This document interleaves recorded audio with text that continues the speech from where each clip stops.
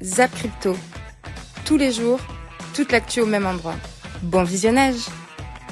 Et n'oublie pas de nous soutenir, abonne-toi et active la cloche pour ne pas manquer le prochain Zap Crypto. Bonjour et bienvenue dans la météo du Bitcoin, j'espère que vous allez bien aujourd'hui. Il y a des chances que non. Parce qu'on s'est fait découper, moi je me suis fait découper à essayer d'attraper un bottom probable. Le crypto Fear and Greed à 13 dans l'extrême peur toujours, social index à fond sur up. Les ordres de marché, comme c'est très bien retranscrit ce matin, entre une vente normale et presque le panic sell qui va reprendre si effectivement on repère à nouveau le petit support ici des 34 000. Et bon, les vendeurs se sont bien réveillés, on a un record de volume de vente quasiment ici, donc gros réveil des vendeurs, ce qui témoigne, ce qui justifie justement la cassure baissière tout simplement.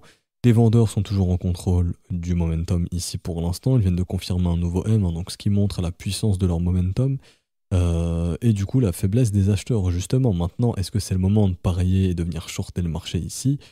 Honnêtement, si vous le faites, c'est pour capturer un dernier mouvement baissier, qui peut être, oui, certes violent, et venir faire un petit tour sous les 27 000 par exemple, mais est-ce que ça vaut le coup de venir shorter ici alors qu'on est déjà sur du moins 45%? Je pense pas honnêtement, voire même moins 50%. Honnêtement, je pense pas tellement, enfin c'est un risque un petit peu démesuré.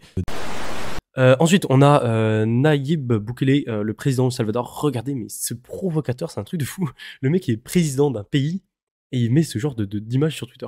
C'est un autre monde. Moi, je veux tellement pas Macron ou Biden faire ça. En bref, assez fou. Son tweet, il a fait 115 000 likes. C'est hallucinant. Et en gros, il s'est mis en photo avec les lunettes rajoutées. Alors, je sais pas si c'est vraies lunettes ou il les a rajoutées.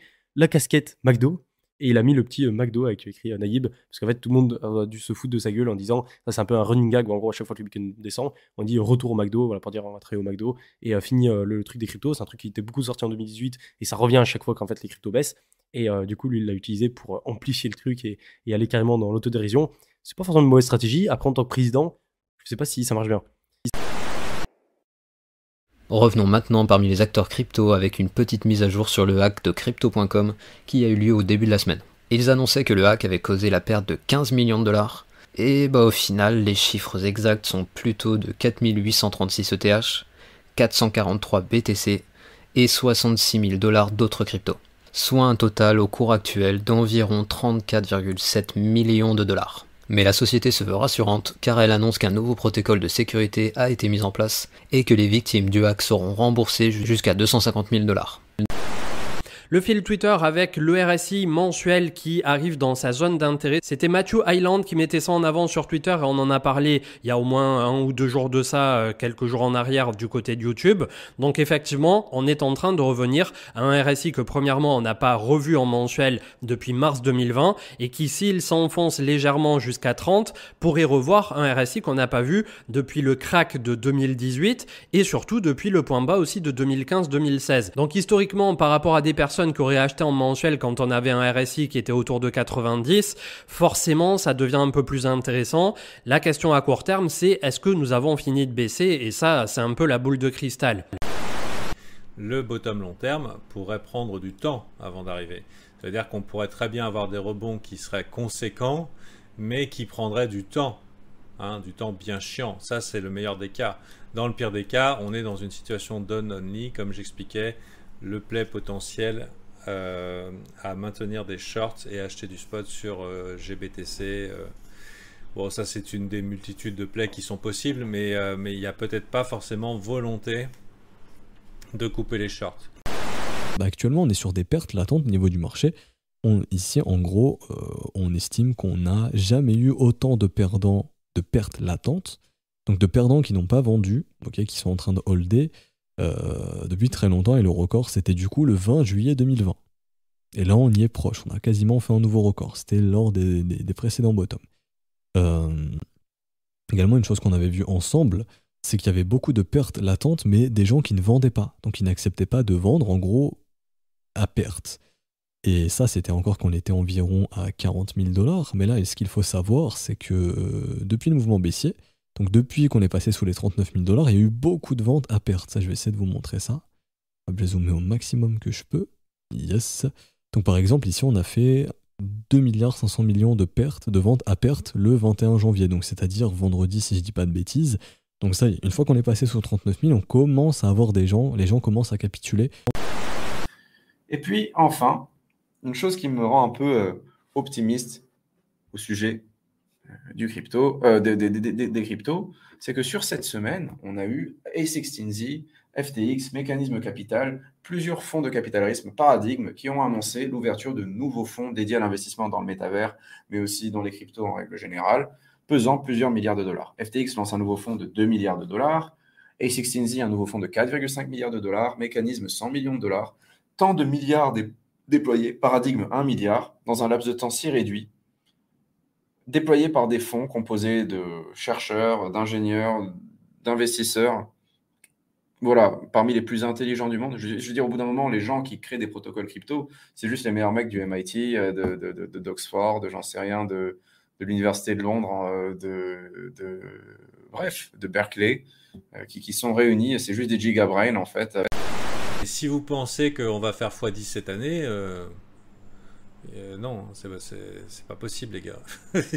Dans le meilleur des cas, on a une petite saisonnalité au mois d'avril-mai et on fait un petit 30-40% facile, quoi. C'est ça le marché des cryptos. Là c'est ce qu'on appelle le grand nettoyage. NIR Protocol et Cité Cryptost qui titrait qui tend à devenir la blockchain de référence dans la simplification de l'interaction entre le développement d'applications et le grand public. Donc c'est vrai que tardivement, c'est une blockchain qu'on a peut-être aussi parfois un peu sous-estimée, qui est restée un bon petit moment sous les radars et qui à ce jour résout bon nombre de problématiques qui sont totalement dans l'air du temps. Donc un sérieux candidat pour 2022 et plus à ne pas négliger. Il y a encore beaucoup de leviers, tout simplement. Et beaucoup de leviers, que ce soit en longue et en short. Mais tant que la dynamique restera baissière, et ça c'est important à comprendre, qui a la tête sous l'eau, les acheteurs ou les vendeurs? Ce sont les acheteurs. Parce qu'il faut savoir qu'actuellement, vu qu'on est au plus bas, qui a la tête sous l'eau actuellement? C'est les acheteurs. Est-ce que les vendeurs sont sous pression? Non, c'est les acheteurs qui sont sous pression. Et les open interest restent assez élevés. Et les fundings restent pour l'instant plus ou moins positifs. Même si on a eu une phase négative, hein, là on commence à avoir des phases négatives. Mais l'open interest revient, le funding revient dans des phases positives de temps en temps. Ici, on a quand même des indices que la tendance est passée baissier, donc on a bien une clôture sous le nuage ici, donc c'est quand même la marque d'une tendance long terme baissière. Ça veut dire que le vent est du côté baissier, ça ne veut pas dire qu'on n'aura jamais des rebonds. Je vous rappelle que la tendance est votre ami et qu'en général les tendances c'est des plus hauts creux, plus bas creux, plus bas sommet, alors qu'une tendance haussière c'est plus haut creux, plus haut sommet. Avant de faire ça, il va falloir du temps. Je pense pas que ça fasse pareil sur Bitcoin effectivement, mais cette fractale était assez barjot puisque vous avez à gauche le SP500 en annuel, donc chaque bougie égale 12 mois, ça remonte à 1970 voire même avant, quasiment 1960, et derrière on peut constater que au cours de cette consolidation qui a duré entre les années 2000 un peu avant, au gros break qu'on a eu ces dernières années, derrière on a eu une sérieuse envolée, et c'est pas sans rappeler effectivement ce graphique du Bitcoin qui est pile poil au même moment, on va dire crucial, autour de 35 000 $, qui est en train de construire potentiellement ce genre de figure. Est-ce que derrière on arrivera à renverser la vapeur du côté crypto avant de se laisser glisser malheureusement vers les 20-25 000 $? À court terme, voilà, je suis plutôt dubitatif. On peut poser un bottom ici, à la condition que les gens soient définitivement pessimistes, qu'on crée un range et que tout le monde s'attend à ce que ce range casse au sud. Que de beaucoup de shorts se déclenchent et que ces shorts déclenchés puissent permettre de remonter et qu'ensuite les gens soient frustrés parce qu'ils aient vendu, parce qu'ils voulaient racheter plus bas. Parce ce qu'il faut comprendre, c'est que ces mecs qui ont vendu ici, ils ont envie de racheter, mais ils n'ont pas envie de racheter plus haut. Là, ils se sont convaincus que ça allait continuer de chuter, donc ils allaient racheter plus bas. Mais si jamais le prix ne va pas plus bas et qu'ils ont vendu ici au bottom, quand le prix va remonter, ils vont être frustrés et vont vouloir que le prix chute. Et si le prix ne chute pas, ils vont devoir acheter plus cher et ils vont craquer beaucoup plus haut. Parce que généralement, vous craquez pas immédiatement. Quand le marché remonte, vous allez vous dire non, c'est un faux pump, c'est un bear trap, on va redescendre. Sauf que le marché continue de monter, jusqu'à ce que vous craquiez et que vous rachetiez. Mon pari, il est très simple. Moi, je prends deux scénarios. Dans 5 ans, il y a 2 outcomes possibles.